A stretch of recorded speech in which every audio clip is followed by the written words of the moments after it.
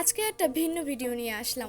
এতদিন তো আমি কাগজে আর্ট করছি, আজকে হঠাৎ করে মন চাইলো যে একটা মাটির থালাতে আর্ট করি, তাই মাটির থালাতে ফুড আর্ট নিয়ে চলে আসলাম। তোমরা আমার সাথে থাকো এবং পুরোপুরি ভিডিওটা দেখো। হ্যালো গাইস, আসসালামু আলাইকুম। কেমন আছো তোমরা সবাই? তোমরা তো ক্যাপশন দেখে বুঝেই গেছো আজকে আমি কি আর্ট করব। হ্যাঁ, আজকে আমি মাটির থালাতে আর্ট করব, ফুড আর্ট। আর্টটা আমি সকালবেলা করতে নিছিলাম, দেখলাম রোদে ভালোই লাগতেছিল, তাই একটু ভিডিও করে নিলাম।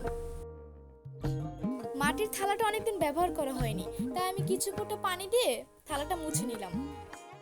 ওয়েট ওয়েট ওয়েট, একটা ম্যাজিক দেখবা? এই দেখো। তোমরা পারো?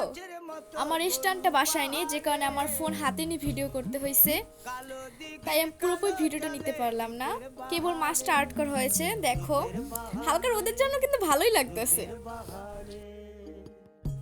মাছের সাথে একটা ছোট্ট কাঁচামরিচ, পান্তা ভাতের সাথে যদি মাছ আর কাঁচামরিচ না থাকে তাহলে কি হয় বলো?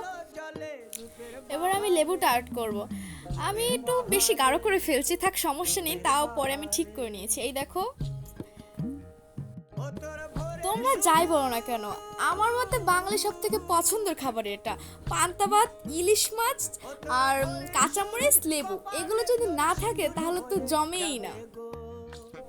সাথে ভর্তা পেঁয়াজ, এটাও কিন্তু, হ্যাঁ পেঁয়াজটা ভালোই লাগে কিন্তু পান্তা ভাতের সাথে খেতে। তোমরা গানটা শুনছো? হ্যাঁ, ব্যাকগ্রাউন্ডে গানটা শুনো, গানটা কিন্তু খুবই সুন্দর। এই আর্টের সাথে গানটা একদম মিলে গেছে। তো হ্যালো গাইস, আমার আর্টটি পুরোপুরি শেষ। তোমরা দেখতে পাচ্ছ আমার আর্টটি, আর কেমন হয়েছে কমেন্ট বক্স অবশ্যই জানাবে। টাটা।